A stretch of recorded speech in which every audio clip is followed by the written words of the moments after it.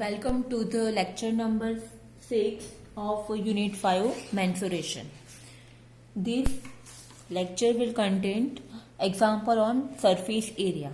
એટલે કે આ વિડીયોમાં તમને સરફેસ એરિયા એટલે કે પૃષ્ઠફળ અથવા તો સપાટીના ક્ષેત્રફળ વિશેના એક્ઝામ્પલ્સ આપણે જોઈશું. તો ચલો પહેલો એક્ઝામ્પલ લઈએ. Calculate the surface area of the cube. Calculate the surface area of the cube એટલે કે સમઘન having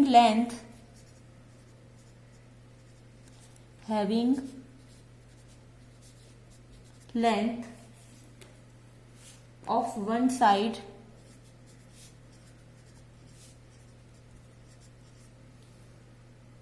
is 5.3 centimeter. Okay, શું કરવાનું છે? We have to calculate the surface area of the cube.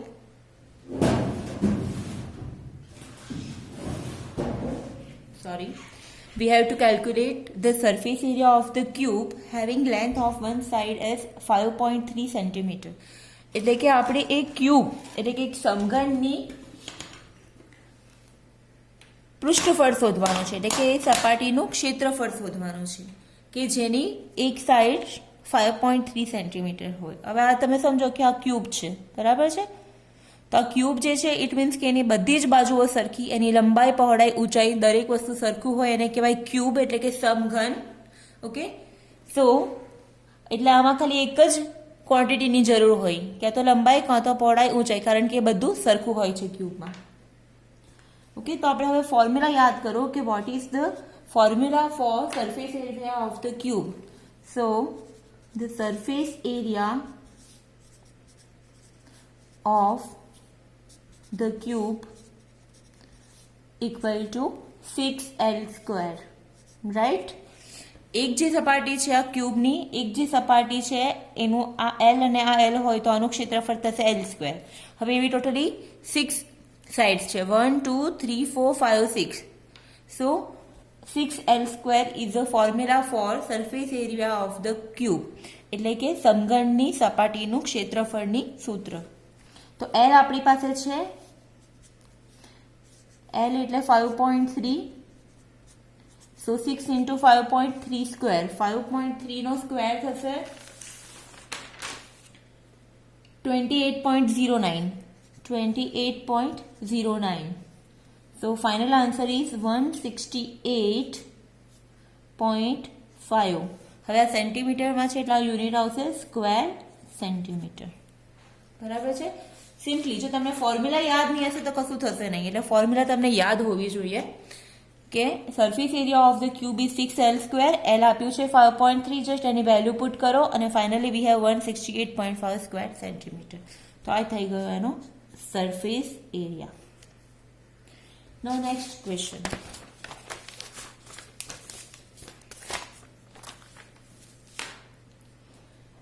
Find the surface area of a cuboid. Example number 2. Find the surface area. SA means surface area. Short માં લખું છું. Find the surface area of a cuboid.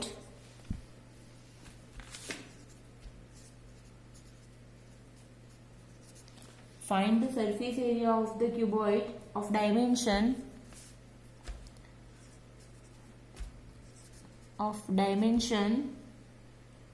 4.8 centimeter, 3.4 centimeter and 7.2 centimeter. Okay, now cuboid એટલે કે લંબઘન. Cuboid means શું? લંબઘન. For example આ book છે, આ notebook છે, તો આ નોટબુકમાં કેટલી ક્વોન્ટિટીઝ છે? એની લંબાઈ છે, લેન્થ છે, પહોળાઈ છે એટલે કે વિથ છે અને ઊંચાઈ છે, હાઇટ છે.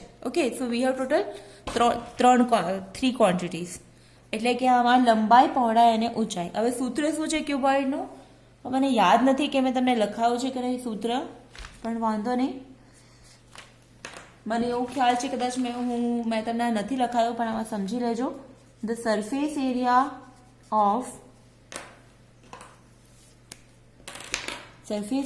ઓફ ક્યુબોઇડ એટલે કે લંબઘન,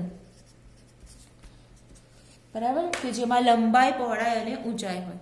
હવે એમાં તમે સમજો કે આ નોટબુક છે, તો આ નોટબુકમાં આ જે સપાટી છે એની લંબાઈ અને પહોળાઈ છે L and B છે.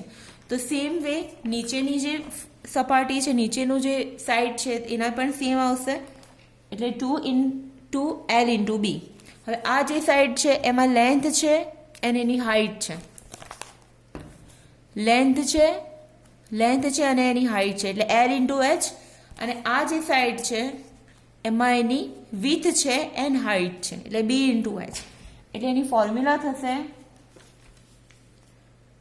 2 in bracket LB plus BH plus LH. L એટલે લંબાઈ, લેન્થ, B એટલે પહોળાઈ, વિથ, અને H મીન્સ ઊંચાઈ, હાઈટ. ઓકે, હવે આમાં આપણને શું છે ઇટ ડઝન્ટ મેટર, આપણે કોઈ પણ લઈ શકીએ. તો late L equal to 4.8, B equal to 3.4 and H equal to 7.2. અહીંયા કોઈ મેન્શન નથી કર્યું કે what is length, what is with and what is height. Okay, so LBH પ્રમાણે આપણે લઈશું અહીંયા 2 L into B. L is 4.8 into 3.4 bracket over plus in another bracket B into H 3.4 into 7.2 plus in third bracket L into H 4.8 into 7.2. Okay, so now we will multiply all this.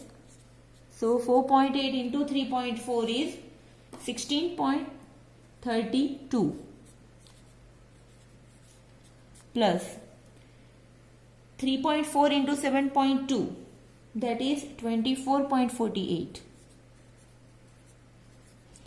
4.8 into 7.2 is 34.56. Okay, આ બધાનું addition કરો. તો addition થશે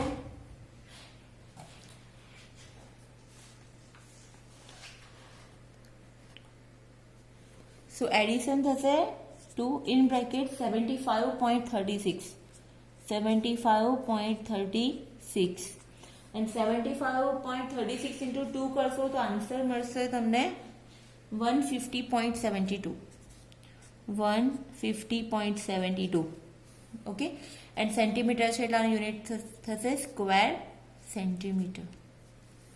સો final આ formula કદાચ મેં નહીં લખાવ્યું તો પ્લીઝ નોટ ડાઉન કરી દેજો. The surface area of cuboid એટલે કે લંબઘનનું પૃષ્ઠફળ અથવા તો સપાટીનું ક્ષેત્રફળ થશે 2 in bracket LB plus BH plus LH.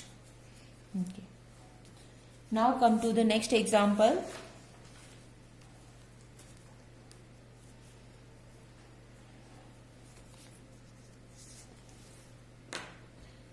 The surface area of this sphere, the surface area of the sphere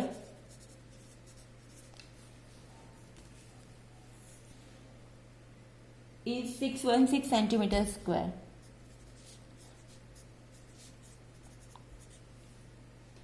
Find the diameter of the sphere. Find the diameter of the sphere. Okay, sphere મતલબ કે ગોલક, બરાબર છે.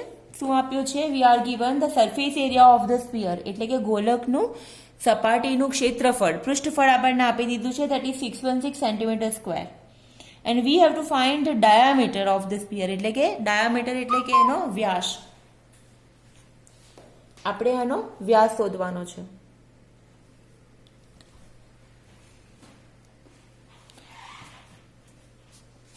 So the surface area of the sphere એની formula છે 4πr². 4πr². It is the formula of surface area of the sphere. બરાબર, 4πr². Hemisphere હોય, hemisphere means half of the sphere. સ્ફિયરને cut કરીએ વચ્ચેથી તો આપણને મળે હેમિસ્ફિયર, તો એનું થશે 2πr². બટ અહીંયા સ્ફિયરની વાત છે એટલે 4πr². સો 4πr² આપણને આપી દીધું છે, એ છે 616. ઓકે, તો આપણે આને આપણને જોઈએ છે ડાયામીટર, બટ પહેલા રેડિયસ મળશે. r² equal to 616 divide by 4π. 4 પાઈની વેલ્યુ લખો 22/7. 7 જશે ઉપર, so 616 into 7 divide by 4 into 22. હવે આ સિમ્પ્લિફાય કરજો તમે તો તમને એનો આન્સર મળશે 49. So you will get r² equal two 49. બરાબર છે. So this implies r equal to 7.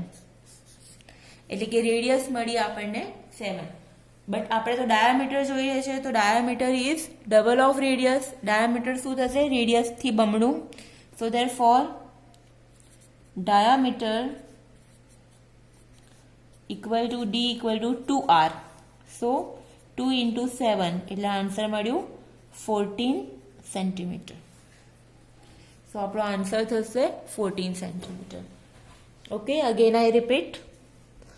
We are already given the surface area of the sphere. ગોલકનું પૃષ્ઠફળ આપ્યું છે, that is 4πr616. એટલે એની ફોર્મ્યુલા છે 4πr². ઇટ મીન્સ કે 4πr² થશે 616. સો r² is 616 upon 4π. પાઈની value મૂકી 22/7, બસ 7 will go to numerator, ઉપર જશે. આને સિમ્પ્લિફાય કરશો એટલે આન્સર આવશે 49. સો r² is 49. So this implies r is 7. -7 તો આવશે નહીં, because we are talking about radius. Radius એટલે ક્યારે નેગેટિવ નહીં હોવાની. Fine. So r is a 7. So diameter is double of radius. Radius કરતા ડબલ, બમણું. સો 7 into 2 એટલે કે 14 સેન્ટીમીટર થશે એનું diameter. Okay, now come to example number 4. Example number 4.